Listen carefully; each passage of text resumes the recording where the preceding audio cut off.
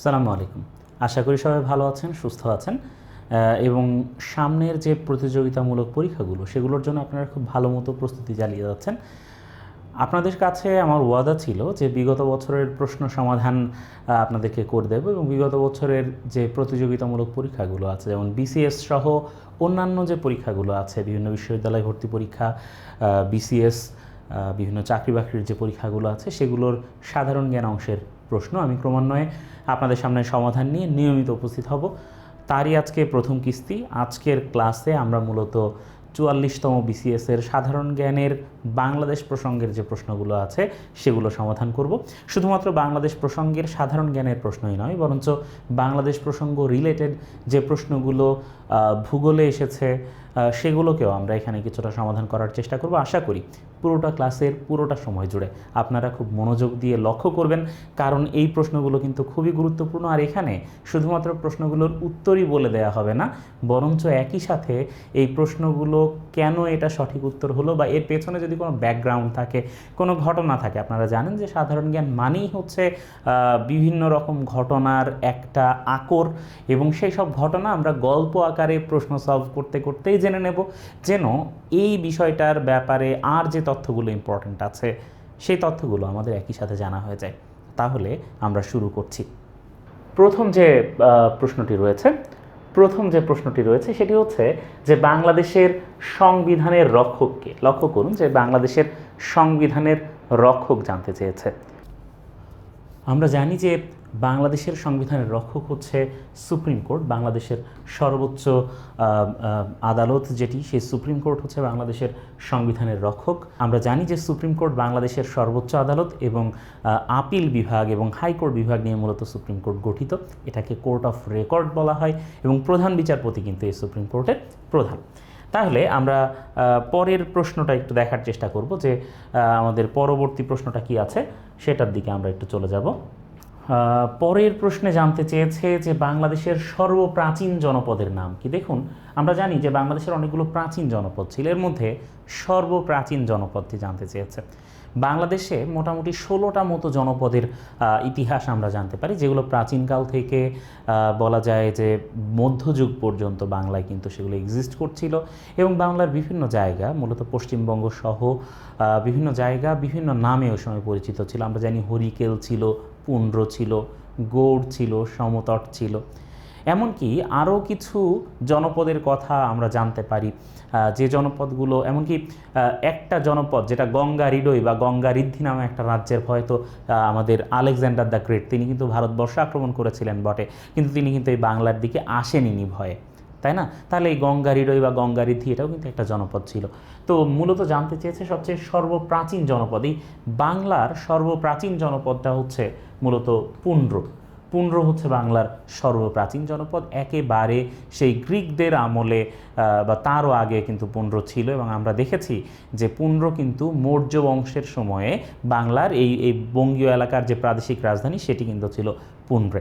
তাহলে বুঝতে পারছি যে পুন্ড্র বাংলার সর্বপ্রাচীন জনপদ। এছাড়া এটা আসলে হারিকেল না, এটা আসলে হরিকেল হবে। গৌড় তো হচ্ছে চাঁপাইনবাবগঞ্জ সহ যে এলাকাটা সেটা হচ্ছে গৌড়। তাম্রলিপ্ত বা তাম্রলিপ্তি এটি কিন্তু অত্যন্ত প্রাচীন একটা বন্দর। হ্যাঁ, তো আমরা পরের যে অংশ রয়েছে সেটি, পরের যে প্রশ্নটি রয়েছে সেখানে চলে যায় এবং একটু দেখার চেষ্টা করি। বাংলাদেশের স্বাধীনতা যুদ্ধে মুক্তিযোদ্ধা বীর বিক্রম খেতাবে কতজন মুক্তিযোদ্ধাকে বীর বিক্রম খেতাবে ভূষিত করা হয়? তাহলে জানতে চেয়েছে বীর বিক্রম। আমি বীর বিক্রম পড়ানোর সময় সবসময় বলি, বা এই খেতাবগুলো পড়ানোর সময় সবচেয়ে বলি, আমরা জানি যে আমাদের 9 মাস ধরে চলা সুমহান মুক্তিযুদ্ধে যারা শহীদ হয়েছিলেন বা যারা সর্বোচ্চ আত্মত্যাগ করেছিলেন, যারা যুদ্ধে বীরত্বের পরিচয় দিয়েছিলেন, তাদেরকে 4টি মোটামুটি বীরত্বসূচক খেতাবে ভূষিত করা হয়েছে। একটি হচ্ছে বীর শ্রেষ্ঠ, একটি হচ্ছে বীর উত্তম, একটি হচ্ছে বীর বিক্রম এবং আরেকটি হচ্ছে বীর প্রতীক। আমরা এটা মনে রাখার জন্য মূলত একটা ফোন নাম্বার ব্যবহার করি, 01768175426। এটা হচ্ছে আমাদের ফোন নাম্বার, যার মাধ্যমে আমরা মুক্তিযুদ্ধে খেতাবপ্রাপ্তের সংখ্যা ইজিলি আমরা বের করতে পারি। একটু যদি আমরা দেখি, 7 জন বীর শ্রেষ্ঠ, 168 জন হচ্ছে বীর উত্তম, 175 জন হচ্ছেন বীর বিক্রম এবং 426 জন হচ্ছেন বীর প্রতীক। তাহলে এখানে যে নাম্বারটি আমি লিখেছি 7 জন বীর শ্রেষ্ঠ, বীর উত্তম, বীর বিক্রম, বীর প্রতীক, এই নাম্বারটা দিয়ে সহজে আমরা মনে রাখতে পারি যে মুক্তিযুদ্ধের মাধ্যমে কারা খেতাব পেয়েছেন। তবে বলাই বাহুল্য বঙ্গবন্ধু শেখ মুজিবুর রহমানকে রক্ষা করতে গিয়ে যখন কর্নেল জামিল নিজের প্রাণ দিলেন, তারপরে কর্নেল জামিলকে কিন্তু পরবর্তীতে বীর উত্তম খেতাবে ভূষিত করা হয়েছে। কাজেই পরবর্তীতে আরও এখানে একজন যোগ হয়েছে। আবার বঙ্গবন্ধুর হত্যাকারীদের খেতাব বাতিল হওয়ার পরে কিন্তু এখানে আরও একটা রদবদল হয়েছে। আমরা দেখেছি এখানে হয়েছে -1, এখানে হয়েছে -1 এবং এখানে হয়েছে -2। মোট 4 জন মুক্তিযোদ্ধা যারা বঙ্গবন্ধুর হত্যাকাণ্ডের সাথে সরাসরি সম্পৃক্ত ছিলেন তাদের কিন্তু পরবর্তীতে খেতাব বাতিল হয়েছে। তাহলে এই হচ্ছে সেই খেতাব বাতিলের ইতিহাস। এবং মোটামুটি এভাবে আমরা একটু মনে রাখতে পারি মুক্তিযুদ্ধে বীর বিক্রম খেতাবপ্রাপ্তের সংখ্যা হচ্ছে 175 জন, বীর উত্তম খেতাবপ্রাপ্তের সংখ্যা হচ্ছে 68 জন, আর সর্বমোট বীর উত্তম খেতাব পেয়েছেন 69 জন কর্নেল জামিল সহ। আশা করা যায় যে বিষয়টা আমাদের কাছে পরিষ্কার হয়েছে। সঠিক উত্তর হবে 175 জন বীর বিক্রম। তাহলে 7 জন হচ্ছেন বীর শ্রেষ্ঠ, 68 জন বীর উত্তম, 175 জন বীর বিক্রম, 426 জন হচ্ছেন বীর প্রতীক। ঠিক আছে, আমরা পরের প্রশ্নটি যদি একটু লক্ষ্য করি এবং পরের প্রশ্নটি যদি একটু দেখার চেষ্টা করি, তাহলে আমরা দেখতে পাই যে পরের প্রশ্ন হচ্ছে মুজিবনগর সরকারের ত্রাণ এবং পুনর্বাসন মন্ত্রী কে ছিলেন। আমরা জানি যে এপ্রিল মাসে 1971 সালের 26 মার্চ যখন বঙ্গবন্ধুকে গ্রেপ্তার করা হলো, তারপর বাংলাদেশ দ্বিধাবিভক্ত এবং শেষ পর্যন্ত তাজউদ্দিন আহমেদ তিনি মুজিবনগর সরকার গঠন করলেন, অস্থায়ী মুজিবনগর সরকার গঠন করা হলো, উপদেষ্টা পরিষদ গঠন করা হলো এবং মুক্তিযুদ্ধ শুরু করা হলো। এই অস্থায়ী প্রবাসী সরকারের ভূমিকা কিন্তু মুক্তিযুদ্ধে অসাধারণ ছিল এবং এই অস্থায়ী মুজিবনগর সরকার সেটির প্রধানমন্ত্রী ছিলেন তাজউদ্দিন আহমেদ এবং সৈয়দ নজরুল ইসলামকে উপরাষ্ট্রপতি করা হয়েছিল এবং এখানে AHM কামরুজ্জামান ছিলেন ত্রাণ এবং পুনর্বাসন মন্ত্রী। তাহলে মুজিবনগর সরকারের ত্রাণ এবং পুনর্বাসন মন্ত্রী ছিলেন AHM কামরুজ্জামান। AHM কামরুজ্জামান এই ত্রাণ এবং পুনর্বাসন মন্ত্রীর পাশাপাশি কিন্তু স্বরাষ্ট্রমন্ত্রীও ছিলেন। তিনি একাধারে স্বরাষ্ট্রমন্ত্রীর দায়িত্ব পালন করেছেন এবং ত্রাণ ও পুনর্বাসন মন্ত্রীর দায়িত্ব তিনি পালন করেছেন। পরবর্তী প্রশ্নটা যদি আমরা একটু দেখার চেষ্টা করি এখান থেকে, তাহলে দেখতে পাচ্ছি যে বাংলার প্রথম স্বাধীন নবাবকে জানতে চেয়েছে। বাংলার প্রথম স্বাধীন নবাব, আমরা জানি যে বাংলার প্রথম স্বাধীন নবাব ছিলেন মুর্শিদ কুলি খান এবং মুর্শিদ কুলি খানের মাধ্যমে বাংলায় স্বাধীন নবাবের যাত্রা শুরু হয়। মুর্শিদ কুলি খানের পরে আলীবর্দী খান ছিলেন এবং তারপরে তো শেষ স্বাধীন নবাব সিরাজউদ্দৌলা। তার পতনের মাধ্যমে 1757 সালে 23 জুন পলাশির যুদ্ধ এবং তারপরেই বাংলার স্বাধীন নবাবের পতন হয়। তারপরে যদিও মীর কাসিম তিনি মীর জাফরের জামাতা, তিনি বক্সারের যুদ্ধে পরাজিত হন এবং এর মাধ্যমে সব আশা শেষ হয়ে যায় মূলত। তাহলে মুর্শিদ কুলি খান হচ্ছেন বাংলার প্রথম স্বাধীন নবাব। পরবর্তী প্রশ্নটা আমরা একটু দেখে নেব যে পরবর্তী প্রশ্নে কি জানতে চেয়েছে। পরবর্তী প্রশ্নে জানতে চেয়েছে যে ইউনেস্কো কত তারিখে 21শে ফেব্রুয়ারিকে আন্তর্জাতিক মাতৃভাষা দিবস হিসেবে স্বীকৃতি দেয়। আমরা জানি যে 1952 সালের 21শে ফেব্রুয়ারি যে ভাষার জন্যে বাঙালি প্রাণ দিয়েছে এবং ভাষার জন্য যে প্রাণ দেয়া যায় এই ব্যাপারটি কিন্তু বাঙালি পুরো বিশ্বকে দেখিয়েছে এবং একটি অবিস্মরণীয় দৃষ্টান্ত, একটি অনুকরণীয় দৃষ্টান্ত কিন্তু বাঙালি স্থাপন করেছে। 1999 সালের 17 নভেম্বর প্যারিসে ইউনেস্কোর একটি বিশেষ সম্মেলন হয় এবং 1999 সালের 17 নভেম্বরের ওই সম্মেলনে প্যারিসে ইউনেস্কোর ওই সম্মেলনে 21শে ফেব্রুয়ারিকে আন্তর্জাতিক মাতৃভাষা দিবস হিসেবে স্বীকৃতি দেওয়া হয়। এর মাধ্যমে বাংলা ভাষা শুধু বাংলা ভাষায় নয় বরঞ্চ মাতৃভাষা, পৃথিবীর যত মাতৃভাষা আছে সেই মাতৃভাষাগুলো একটি বিশেষ মর্যাদা পেল। আমরা পরের যে প্রশ্নটি আছে সেটি একটু দেখার চেষ্টা করব।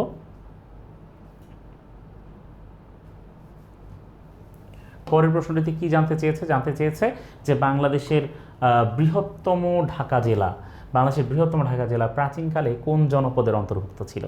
খুবই ইন্টারেস্টিং একটা প্রশ্ন এবং জনপদ থেকে অর্থাৎ বাংলার প্রাচীন ইতিহাস থেকে আরও একটি প্রশ্ন। আমরা দেখতে পাচ্ছি যে বাংলার প্রাচীন ইতিহাস থেকে কিন্তু বেশ প্রশ্ন আমাদের এই BCS-এ আসে এবং BCS 44তম BCS-এর বাংলাদেশ অংশের এই প্রশ্নে অলরেডি আমরা দ্বিতীয় প্রশ্ন পেলাম। প্রাচীন বাংলার ইতিহাস থেকে জানতে চেয়েছে যে বাংলাদেশের বৃহত্তম ঢাকা জেলা প্রাচীনকালে কোন জনপদের অন্তর্ভুক্ত ছিল। আমরা জানি যে ঠিক মাঝ বরাবর, অর্থাৎ বাংলাদেশের মানচিত্রের ঠিক মাঝ বরাবর, উপরে একেবারে বৃহত্তর ময়মনসিংহ, তারপরে নিচে হচ্ছে ঢাকা এবং তারও নিচে বরিশালের খানিকটা অংশ, এই পুরোটা মিলে কিন্তু ছিল প্রাচীন বঙ্গ। তাহলে প্রাচীন বঙ্গ জনপদটা ছিল হচ্ছে ঢাকা জেলা, প্রাচীন বৃহত্তম যে ঢাকা জেলা সেটি কিন্তু ছিল প্রাচীন বঙ্গের অন্তর্ভুক্ত। তাহলে বঙ্গ জনপদটা কিন্তু ছিল একেবারে বাংলার মূল অংশকে কেন্দ্র করে বা বাংলার একেবারে হার্টটাকে কেন্দ্র করে ওই সময়। আমরা পরের প্রশ্নটা একটু খুব দ্রুত দেখে নেব এবং পরের প্রশ্নটা দেখার চেষ্টা করব, উত্তর দেওয়ার চেষ্টা করব যে কোন শাসকদের আমলে বাংলা ভাষাভাষী অঞ্চল বাঙ্গালা নামে, আবারও প্রাচীন বাংলার ইতিহাস থেকে আসা একটা প্রশ্ন জানতে চেয়েছে যে কোন শাসকদের আমলে বাংলা ভাষাভাষী অঞ্চল বাঙ্গালা নামে পরিচিত হয়ে ওঠে। 1352 সালে শামসুদ্দিন ইলিয়াস শাহ বলে একজন ব্যক্তি, তিনি একটা বিশাল এলাকাকে একত্রিত করেন এবং একত্রিত করে তিনি এই এলাকাটার নাম দেন বাঙ্গালা। তাহলে বাঙ্গালা, এই বাঙ্গালা শব্দটা এসেছে মূলত বঙ্গের সাথে আল যুক্ত হয়ে, আল হচ্ছে সীমানা সূচক প্রত্যয়। তাহলে বঙ্গের সাথে আল বা আইল যোগ হয়ে এসেছে বাঙ্গালা বা বাঙ্গালা। তাহলে এই যে শামসুদ্দিন ইলিয়াস শাহ দিল্লির অধীন থেকে মুক্ত হয়ে বা বাংলাকে মুক্ত করে তিনি বললেন যে বাংলার নাম হবে থেকে বাঙ্গালা এবং আমরা এটাকে একটা আলাদা মুক্ত অঞ্চল হিসেবে গড়ে তুলব। সেই 1352 থেকে শুরু করে এরপরে যে স্বাধীন সুলতানি আমল শুরু হলো সেই সময় থেকেই কিন্তু এই বাংলাটা বাঙ্গালা নামে পরিচিত হয়ে উঠল এবং 16টা জনপদকে একত্র করে বিশাল একটা অঞ্চল, যেটা পরবর্তীতে বাঙ্গালা নামে পরিচিত হয়।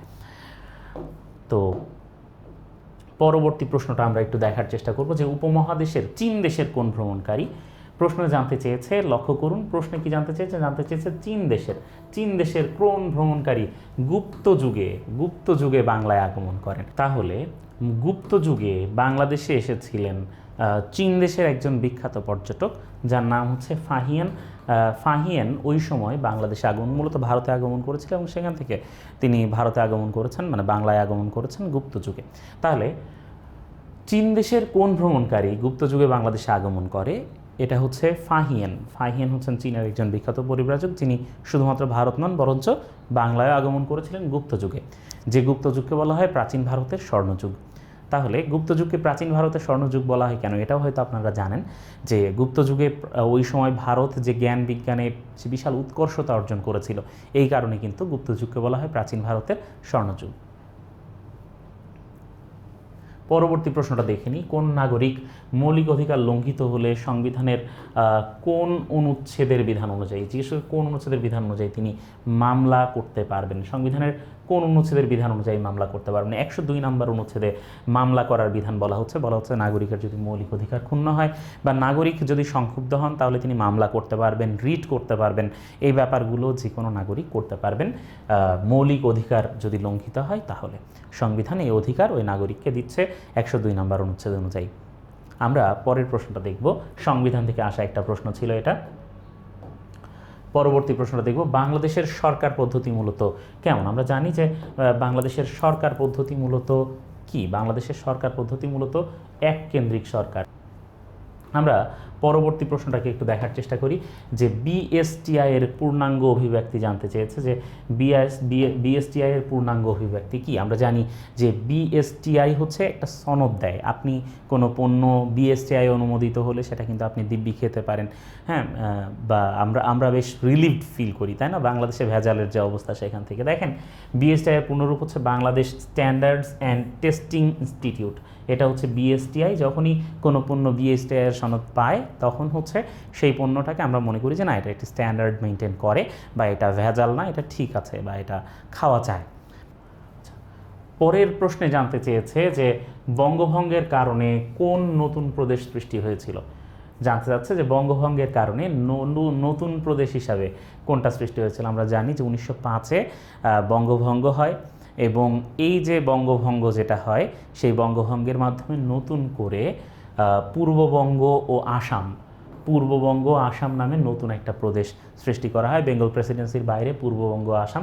এবং এই বঙ্গভঙ্গের কারণে মুসলমানরা যদিও খুশি হয়েছিল, হিন্দুরা কিন্তু খুবই নারাজ হয়েছিল এবং আমাদের যে জাতীয় সঙ্গীত আমার সোনার বাংলা আমি তোমায় ভালোবাসি গগন হর করার সুরে রবীন্দ্রনাথ ঠাকুর এই গানটা যখন লিখলেন তখন কিন্তু রবীন্দ্রনাথ ঠাকুর এই গানটা মূলত লিখেছিলেন বঙ্গভঙ্গের বিরোধিতা করে।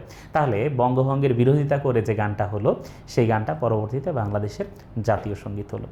তাহলে এই পূর্ববঙ্গ এবং আসাম, এই পূর্ববঙ্গ আসাম হচ্ছে বঙ্গভঙ্গের কারণে সৃষ্ট নতুন প্রদেশ। যদিও পরবর্তীতে এই বঙ্গভঙ্গ স্থায়ী হয়নি, সবার বাধার মুখে 1911 সালে বঙ্গভঙ্গ রদ হয় বা বঙ্গভঙ্গ মানে অফ হয়ে যায়, বন্ধ হয়ে যায়, আবার পুনরায় বাংলা একীভূত করা হয়। তাহলে এই হচ্ছে বঙ্গভঙ্গের ঘটনা। আমরা পরের প্রশ্নটা একটু দেখার চেষ্টা করব যে পরের প্রশ্নে কি দেয়া আছে। দেয়া আছে বাংলাদেশের প্রেক্ষিত পরিকল্পনার সময়সীমা কত। প্রশ্নে জানতে চেয়েছে যে বাংলাদেশের প্রেক্ষিত পরিকল্পনার সময়সীমা। বাংলাদেশের প্রেক্ষিত পরিকল্পনা অত্যন্ত গুরুত্বপূর্ণ একটা ব্যাপার। প্রেক্ষিত পরিকল্পনা জিনিসটা আসলে কি? আমরা জানি যে বাংলাদেশ বর্তমানে মধ্যম মানে একদম নিম্ন আয়ের দেশ থেকে মধ্যম আয়ের দেশে বাংলাদেশ পা দিচ্ছে, এবং মধ্যম আয়ের দেশে পা দেওয়ার ব্যাপারটা কিন্তু একটা চমৎকার ব্যাপার আমরা জানি। এবং এই যে বাংলাদেশ এই মধ্যম আয়ের দেশে পা দেওয়ার পরে বাংলাদেশ কি করবে, এই কিভাবে বাংলাদেশ উচ্চ আয়ের দেশে বা উন্নত দেশগুলোর কাতারে ঢুকবে উন্নয়নশীল দেশ থেকে, সেই ব্যাপারটার পরিকল্পনাটার নামই হচ্ছে বাংলাদেশ প্রেক্ষিত পরিকল্পনা, যেটার মেয়াদ হচ্ছে 2021 থেকে 2041, যেটাকে বলা হচ্ছে রূপকল্প 2041। খুবই গুরুত্বপূর্ণ একটা ব্যাপার, যেটাকে রূপকল্প 2041 নামে ডাকা হচ্ছে। তাহলে প্রেক্ষিত পরিকল্পনা, বাংলাদেশ প্রেক্ষিত পরিকল্পনা বা রূপকল্প 2041, এই ব্যাপারটার সাথে আমরা সবাই একটু পরিচিত থাকব। বাংলাদেশ যে উন্নতির মহাসড়কে উঠেছে এবং দুর্নিবার পথ চলছে, সেটির কারণ কিন্তু মূলত এই সকল ভিশন, হ্যাঁ, যেগুলো এই যে এই পরিকল্পনায় হচ্ছে প্রেক্ষিত পরিকল্পনা, ডিজিটাল বাংলাদেশ গড়ার যে পরিকল্পনাটা মাননীয় প্রধানমন্ত্রী নিয়েছিলেন, এই সমস্ত সকল ব্যাপারই কিন্তু অত্যন্ত গুরুত্বপূর্ণ। বিশেষ করে বাংলাদেশ সরকারের উন্নয়ন প্রকল্পগুলো কিন্তু বর্তমানে আমাদের খুব গুরুত্ব দিয়ে পড়তে হবে। আমরা পরের প্রশ্নটা দেখে নেব। আমাদের পরের প্রশ্নে কি আছে? পরের প্রশ্ন আছে বাংলাদেশ এবং ভারতের মধ্যে, বলা হচ্ছে বাংলাদেশ এবং ভারতের মধ্যে সম্পাদিত গঙ্গার পানি বন্টন চুক্তি। যতগুলো প্রশ্ন রয়েছে তার মধ্যে গঙ্গার পানি বন্টন চুক্তি কিন্তু অত্যন্ত গুরুত্বপূর্ণ। গঙ্গার পানি বন্টন চুক্তিটাকে হাসিনা দেবগৌড়া চুক্তিও বলা হয়। কি বলা হয়? হাসিনা দেবগৌড়া চুক্তি। এই হাসিনা দেবগৌড়া চুক্তিটা মূলত হয়েছিল 1996 সালে। কত সালে? 1996 সালে হয়েছিল। 1996 সালে যখন এই হাসিনা দেবগৌড়া চুক্তি হয়, তখন এই চুক্তিটা ছিল 30 বছর মেয়াদি। দেখেন, এই যে একটা চুক্তি, এই চুক্তি অনুযায়ী বাংলাদেশ কখনো পানি পায় নাই। তাহলে বাংলাদেশ কখনো গঙ্গার পানি সমান ভাগে এই চুক্তি অনুযায়ী পায় নাই, ন্যায্য হিস্সা বাংলাদেশ এখন পর্যন্ত পায় নাই। তারপরও ভারত খুশি না এবং এই চুক্তি ভারত মানতে চায় না। 2026 সালে এই চুক্তি শেষ হয়ে যাবে, অর্থাৎ 30 বছর পূর্ণ হয়ে যাবে গঙ্গা পানি চুক্তির। হাসিনা দেবগৌড়া এই পানি চুক্তিটা শেষ হয়ে যাবে 2026 সালে, যেহেতু 30 বছর মেয়াদী চুক্তি এবং 1996 সালে হয়েছিল। পরের প্রশ্নটা দেখে নেব। আমার ভাইয়ের রক্তে রাঙানো 21শে ফেব্রুয়ারি আমি কি ভুলিতে পারি, গানটি কে রচনা করেন? দেখেন, রচনা করেন মানেই হচ্ছে ভাই গীতিকার। তাহলে গীতিকার মানে কি? যিনি রচনা করেছেন, ঠিক আছে। আর সুরকার হচ্ছে যিনি সুর করেছেন, বিষয়টা মনে রাখতে হবে। তাহলে আমার ভাইয়ের রক্তে রাঙানো 21শে ফেব্রুয়ারি আমি কি ভুলিতে পারি, এই গানটার রচয়িতাকে? এই গানটার রচয়িতা হচ্ছেন আব্দুল গাফফার চৌধুরী, তিনি রচনা করেছেন। আব্দুল গাফফার চৌধুরীর রচনা করা ঐতিহাসিক গান, যেটি 21-এর একেবারে মেইন গান হিসাবে বর্তমানে পরিচিত হয়েছে, আমার ভাইয়ের রক্তে রাঙানো 21শে ফেব্রুয়ারি আমি কি ভুলিতে পারি। তাহলে গীতিকারগুলো আমাদের পড়তে হবে, বিশেষ করে 52 ভাষা আন্দোলন সম্পর্কে গাওয়া যে গানগুলো আছে, লেখা যে গানগুলো আছে, সেগুলোর গীতিকার সুরকার, এবং মুক্তিযুদ্ধের জন্য গাওয়া যে বিখ্যাত গানগুলো, সেগুলোর গীতিকার সুরকার, বঙ্গবন্ধু শেখ মুজিবুর রহমানকে নিয়ে গাওয়া যে গানগুলো, সেগুলোর গীতিকার সুরকার আমাদেরকে একটু ভালো মতো জানতে হবে।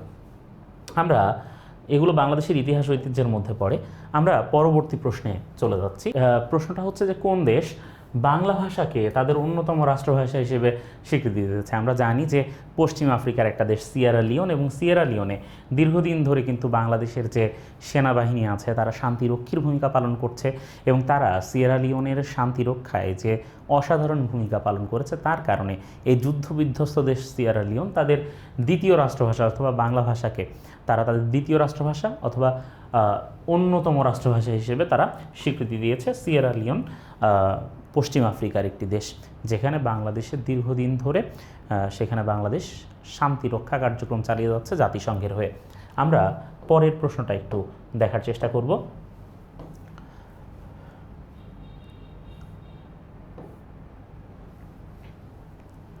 বাংলাদেশের পরবর্তী যে প্রশ্নটা ছিল বাংলাদেশের ক্ষুদ্র নৃগোষ্ঠীর সংখ্যা কত, এইটা কিন্তু এখন চেঞ্জ হয়েছে। লাস্ট যে আদমশুমারি হয়েছে এখানে 48 হচ্ছে সঠিক উত্তর, কিন্তু একদম শেষ আদমশুমারিতে কিন্তু শেষ আদমশুমারি যেটা এই লাস্ট হলো ষষ্ঠ যে আদমশুমারিটা, সেটাতে কিন্তু হচ্ছে 50টা বলে উল্লেখ করা হয়েছে, যে বাংলাদেশের নৃগোষ্ঠীর সংখ্যা 50টা ধরে তারপরে কিন্তু হিসাব করা হয়েছে। তাহলে বাংলাদেশে ক্ষুদ্র নৃগোষ্ঠীর সংখ্যা বর্তমানে 50, মনে রাখতে হবে আদমশুমারি, ষষ্ঠ আদমশুমারি অনুযায়ী। আমরা পরের প্রশ্নে চলে যাই এবং পরের প্রশ্নে দেখি যে জানতে চেয়েছে বাংলাদেশের জাতীয় প্রতীকে কতটি তারকা চিহ্ন রয়েছে। বাংলাদেশের যে জাতীয় প্রতীক আছে খুবই খুবই গুরুত্বপূর্ণ। জাতীয় প্রতীক এবং রাষ্ট্রীয় মনোগ্রাম থেকে প্রায় প্রত্যেক প্রতিযোগিতামূলক পরীক্ষায় একটা প্রশ্ন আসে। আমাদের এই জাতীয় প্রতীকের ডিজাইনার হচ্ছেন কামরুল হাসান। কামরুল হাসানকে কিন্তু পটুয়া বলা হয়, আমরা জানি যে কামরুল হাসান হচ্ছেন জাতীয় প্রতীকের ডিজাইনার। তিনি এই জাতীয় প্রতীকে শাপলা, পানিতে ভাসমান শাপলা, পাটের পাতা, ধানের শীষ এবং 4টি তারকা নিয়ে এসেছেন। এই তারকার সংখ্যা হচ্ছে 4টা। এই তারকাগুলো বাংলাদেশের মানুষের যে সুরুচি এবং উচ্চাকাঙ্ক্ষা সেটার প্রতীক, এবং একই সাথে এই 4টা দিয়ে সংবিধানের 4টা মূলনীতিকে বোঝানো হয়। তাহলে এই 4টা তারকা সংবিধানের 4টা মূলনীতিকে নির্দেশ করে, এবং এগুলো এই 4টা তারকা মূলত বাংলাদেশের মানুষের আকাঙ্ক্ষা এবং সুরুচির প্রতীক। আমরা পরবর্তী প্রশ্নটা দেখব। পরবর্তী প্রশ্নটা একটু দ্রুততার সাথে সলভ করে নিব। বাঙালির মুক্তির সনদ 6 দফা। বাঙালির মুক্তির সনদ হচ্ছে 6 দফা। 6 দফা কবে, কোন তারিখে আনুষ্ঠানিকভাবে ঘোষণা করা হয়? 6 দফাকে বলা হয় বাঙালির ম্যাগনা কার্টা, বাঙালি জাতির মুক্তির সনদ। কেন বলা হবে না? এই 6 দফার মাধ্যমে সর্বপ্রথম বাঙালি তাদের অধিকারের প্রশ্নে পাকিস্তানের সাথে, মানে পাকিস্তানের সামনে দাঁড়ায়, সরাসরি বুক চিতিয়ে বলে যে আমাদের এই অধিকার দরকার, এবং নাগরিক হিসেবে বাঙালিরা যে নিজেদের অধিকার চাইতে পেরেছিল এটা সম্ভব হয়েছিল বঙ্গবন্ধু শেখ মুজিবুর রহমানের জন্যে। তো এই ঘটনাটা কবে ঘটলো, যে আনুষ্ঠানিকভাবে কবে 6 দফা ঘোষণা করা হলো? আনুষ্ঠানিকভাবে 6 দফা উত্থাপন করা হয় বা 6 দফা ঘোষণা করা হয় মূলত 23 মার্চ, 23 ফেব্রুয়ারি না, 23 মার্চ 1966-তে সর্বপ্রথম 6 দফা আনুষ্ঠানিকভাবে ঘোষণা করা হয়। এটার কারণ হচ্ছে লাহোর প্রস্তাবও কিন্তু উত্থাপন করা হয়েছিল 23 মার্চ, এবং এই লাহোর প্রস্তাবের সাথে মিল রেখেই 6 দফাটা 1966 সালে 23 মার্চ বঙ্গবন্ধু উত্থাপন করলেন আনুষ্ঠানিকভাবে। ওকে, পরবর্তী প্রশ্নে চলে যাচ্ছি, এবং পরবর্তী প্রশ্নটা একটু দেখে নেব যে তমুদ্দুন মজলিস কে প্রতিষ্ঠা করেন। আমরা জানি যে ভাষা আন্দোলনের অন্যতম প্রতিষ্ঠানের নাম ছিল এই তমুদ্দুন মজলিস। এই তমুদ্দুন মজলিস মূলত একটা সামাজিক সাংস্কৃতিক প্রতিষ্ঠান ছিল, যেটি বাংলাদেশিদের বা বাঙালিদের তহজিব তমুদ্দুন যেটা আছে সেটাকে রক্ষা করার জন্য মূলত গঠিত হয়েছিল, এবং প্রিন্সিপাল আবুল কাশেম তিনি এই তমুদ্দুন মজলিস প্রতিষ্ঠা করেন। তমুদ্দুন মজলিস কিন্তু অসাধারণ ভূমিকা পালন করেছিল ভাষা আন্দোলনের পুরো সময়ে। ভাষা আন্দোলনের একদম সূচনা কিন্তু এই তমুদ্দুন মজলিসের হাত ধরে হয়েছিল, এবং তমুদ্দুন মজলিস ওই সময় ভাষা আন্দোলন কেন্দ্রিক একটা পত্রিকা প্রকাশ করত যেটির নাম ছিল সৈনিক। তাহলে ভাষা আন্দোলনের যে মুখ্য পত্রিকা, এই মুখ্য পত্রিকার নাম ছিল সাপ্তাহিক সৈনিক পত্রিকা, এবং এটা প্রকাশ করত হচ্ছে তমুদ্দুন মজলিস। আমাদের বিষয়টা একটু মনে রাখতে হবে। তাহলে সাপ্তাহিক সৈনিক পত্রিকা প্রকাশ করত তমুদ্দুন মজলিস। পরবর্তী প্রশ্নে চলে যাব। পরবর্তী প্রশ্নটা দেখব যে পরবর্তী প্রশ্নটা কি আছে। এবারের সংগ্রাম আমাদের মুক্তির সংগ্রাম, এবারের সংগ্রাম স্বাধীনতার সংগ্রাম, জাতির পিতা এই ঘোষণা দেন কবে? এবারের সংগ্রাম আমাদের মুক্তি সংগ্রাম, এটা সবাই পারবে। আপনারা প্রত্যেকে যারা এই ক্লাস দেখছেন আপনারা প্রত্যেকে আসলে মিনিমাম এইটার উত্তর সবাই করতে পারবেন। 7 মার্চ 1971 বঙ্গবন্ধুর যে ঐতিহাসিক ভাষণ আছে, যে ঐতিহাসিক ভাষণের জন্য বঙ্গবন্ধু পরবর্তীতে জাতির জনক হয়ে উঠলেন। বঙ্গবন্ধু যাকে বঙ্গবন্ধুই বলা হচ্ছে, জাতির জনক বলা হচ্ছে, এই ব্যাপারটি, এই নামগুলো, এই উপাধিগুলোর সার্থকতা তিনি প্রমাণ করলেন 7 মার্চ 1971-এ। এবং এই দিন বঙ্গবন্ধু পাকিস্তানের বাঙালির তিনি অবিসংবাদিত নেতা হয়ে উঠলেন। পাকিস্তানেরও তিনি অবিসংবাদিত নেতা হয়ে উঠছিলেন 70-এর নির্বাচন পরবর্তী সময়ে।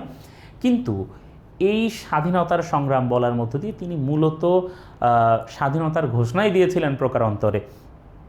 তাহলে এই 7 মার্চ 1971 এই ভাষণের কারণে কিন্তু বঙ্গবন্ধুকে বলা হচ্ছে পোয়েট অফ পলিটিক্স বা রাজনীতির কবি। তাহলে মনে রাখতে হবে যে বঙ্গবন্ধুকে পোয়েট অফ পলিটিক্স বা রাজনীতির কবি বলা হচ্ছে 7 মার্চের এই ভাষণটার কারণে। পরের প্রশ্নটা দেখি যে বাংলাদেশে জুম চাষ হয় কোথায়? আমরা জানি জুম চাষ হচ্ছে পাহাড়ে গর্ত করে পাহাড়ে গর্ত করে সেখানে চাষ করা, সেটা হচ্ছে মূলত জুম চাষ। তাহলে এখানে পাহাড়ি জেলা রয়েছে বান্দরবান বা পার্বত্য জেলা বান্দরবান, তাহলে নিঃসন্দেহে জুম চাষ হয় পার্বত্য জেলায় অর্থাৎ বান্দরবান জেলায়। আমরা পরের প্রশ্নটা একটু দেখব যে পরের প্রশ্নটা কি আছে, যে বাংলাদেশের কোন জেলায় সবচেয়ে বেশি চা বাগান রয়েছে। আমরা জানি যে বাংলাদেশে চা বাগান রয়েছে সিলেট এবং মৌলভীবাজার জেলায় সবচেয়ে বেশি। এর মধ্যে একক জেলা হিসেবে মৌলভীবাজার জেলায় সবচেয়ে বেশি চা বাগান রয়েছে এবং মৌলভীবাজারকে কিন্তু চায়ের শহর বলা হয়, তাই না? চায়ের শহর হচ্ছে মৌলভীবাজার। আচ্ছা, তো পরবর্তী প্রশ্নটাতে আমরা জানতে চেয়েছে যে ধর্মীয় স্বাধীনতা বাংলাদেশের সংবিধানের কোন অনুচ্ছেদে অন্তর্ভুক্ত। তার মানে বাংলাদেশের সংবিধানের কোন অনুচ্ছেদে ধর্মীয় স্বাধীনতার কথা বলা হয়েছে। আমরা জানি যে আমাদের যে গণপ্রজাতন্ত্রী বাংলাদেশের সংবিধান, সেটিতে কিন্তু বিভিন্ন যে মৌলিক অধিকারের কথা বলা হয়েছে তার মধ্যে কিন্তু ধর্মীয় স্বাধীনতার কথা উল্লেখ করা হয়েছে এবং সেটি উল্লেখ করা হয়েছে সংবিধানের 41 নম্বর অনুচ্ছেদে। সেখানে বলা হয়েছে যে কোনো নাগরিক তার ইচ্ছানুযায়ী যে কোনো ধর্ম নিজেরা পালন করতে পারবে এবং সেই ধর্মের প্রচার প্রসারের জন্য কাজ করতে পারবে। এক্ষেত্রে তার কোনো আইনি বাধ্যবাধকতা নেই বা তাকে এই স্বাধীনতা দেয়া হচ্ছে। তাহলে ধর্মীয় স্বাধীনতা বা ধর্মীয় অধিকার এটা দেওয়া হচ্ছে অনুচ্ছেদ 41-এর মাধ্যমে। পরবর্তী প্রশ্নটা আমরা একটু দেখব।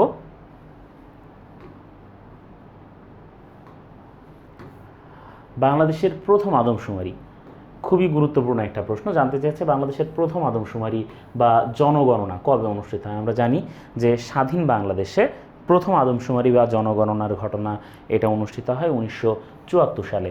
তাহলে স্বাধীন বাংলাদেশের প্রথম আদমশুমারি হয় 1974 সালে। আমরা জানি বাংলাদেশের যে ষষ্ঠ আদমশুমারি সেটি কিন্তু রিসেন্টলি হয়েছে এবং এই ষষ্ঠ আদমশুমারিতে হেল্প করেছে নাসা। এটি বাংলাদেশের প্রথম ডিজিটাল জনশুমারি হয়েছে। এই আদমশুমারির নাম এখন আর আদমশুমারি না, এই আদমশুমারির নাম এখন জনশুমারি। তাহলে এটি প্রথম বাংলাদেশের জনশুমারি হয়েছে এবং এখান থেকে কিন্তু প্রশ্ন আসার পসিবিলিটি রয়েছে। পরবর্তীতে কোনো একটা ক্লাসে ইনশাআল্লাহ জনশুমারির বিষয়ে আমি বিস্তারিত আলোচনা করে দেব।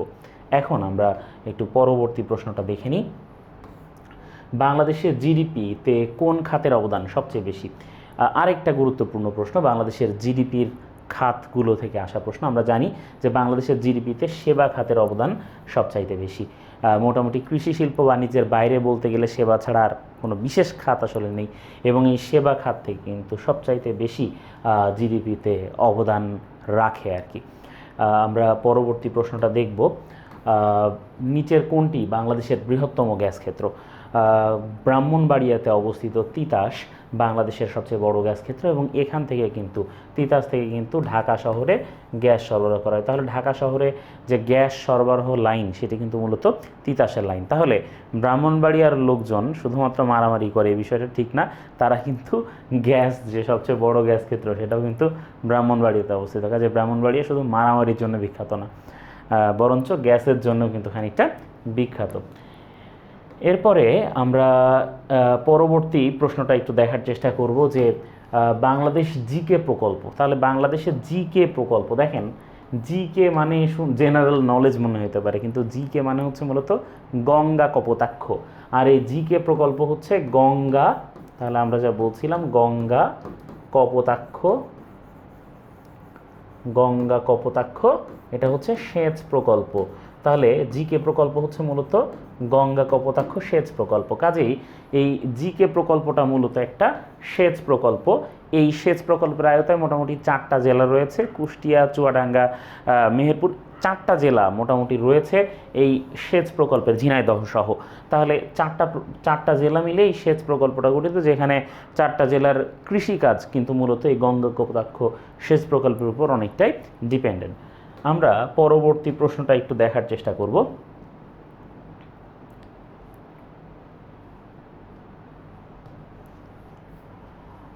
2020-21 অর্থ বছরে জিডিপি প্রবৃদ্ধির হার কত জানতে চেয়েছে। এই প্রবৃদ্ধির হারটা আসলে অত্যন্ত গুরুত্বপূর্ণ। প্রত্যেক বছর অর্থনৈতিক সমীক্ষা থেকে মোটামুটি কিন্তু বিসিএসের প্রশ্ন আসে, বাজেট থেকে প্রশ্ন আসে।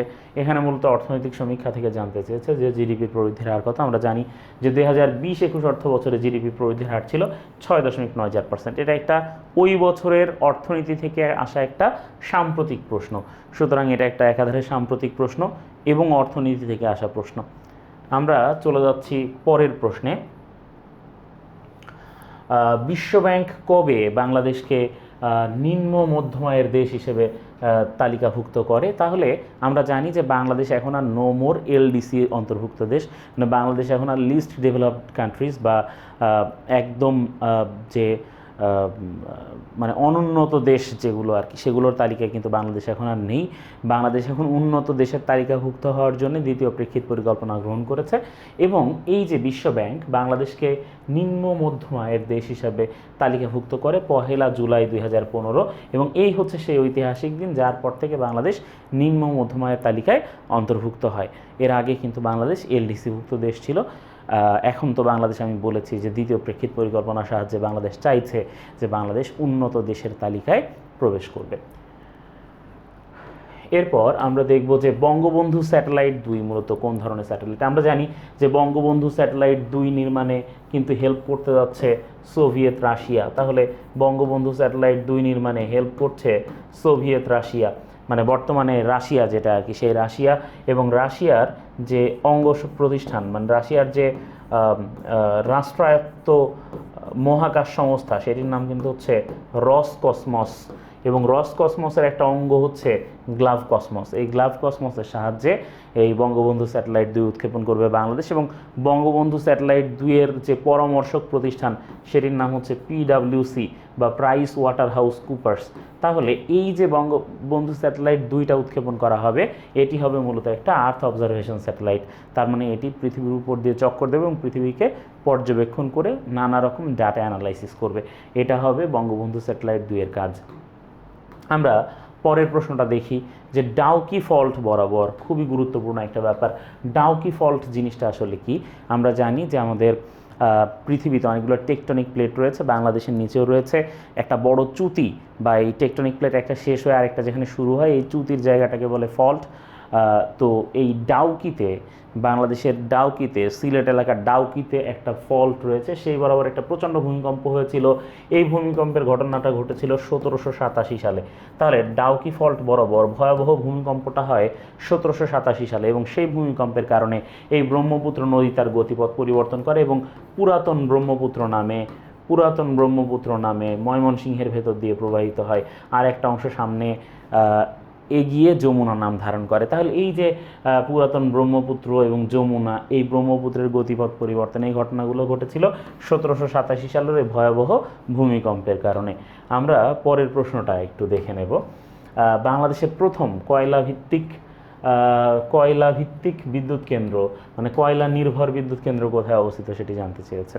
আমরা জানি দীর্ঘদিন ধরে বাংলাদেশের সবচেয়ে বড় কয়লা খনির নাম ছিল বড় পুকুরিয়া কয়লা খনি, যেটি দিনাজপুরে অবস্থিত।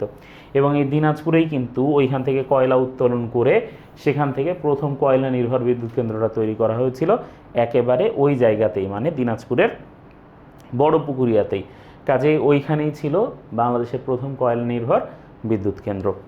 আমরা পরের প্রশ্নটা একটু দেখে নিয়ে সেটার উত্তরটা একটু বিশ্লেষণ করব।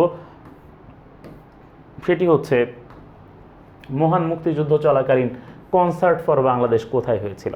কনসার্ট ফর বাংলাদেশ কোথায় হয়েছিল সেটি বলার আগে বলে নিই, এই কনসার্ট ফর বাংলাদেশের 50 বছর পূর্তি হয়েছে 2021 সালে, এবং এই 50 বছর পূর্তি উপলক্ষে পুনরায় একই জায়গাতে, অর্থাৎ নিউ ইয়র্কের ম্যাডিসন স্কোয়ার গার্ডেনে পুনরায় কিন্তু সেখানে একটা কনসার্টের আয়োজন করা হয়েছিল, এবং সেখানে বাংলাদেশি একটা ব্যান্ড অংশগ্রহণ করেছিল। আপনাদেরকে বলতে হবে, বাংলাদেশি যে ব্যান্ডটা এই যে 50 বছর পূর্তি কনসার্টে স্বাধীন বাংলাদেশের এই যে কনসার্ট ফর বাংলাদেশ যে কনসার্টটা হয়েছিল, সেই কনসার্টে বাংলাদেশের কোন ব্যান্ড অংশগ্রহণ করার গৌরব অর্জন করেছে? এই বিষয়টা সবাই একটু কমেন্টে লেখেন, খুব দ্রুত লেখেন।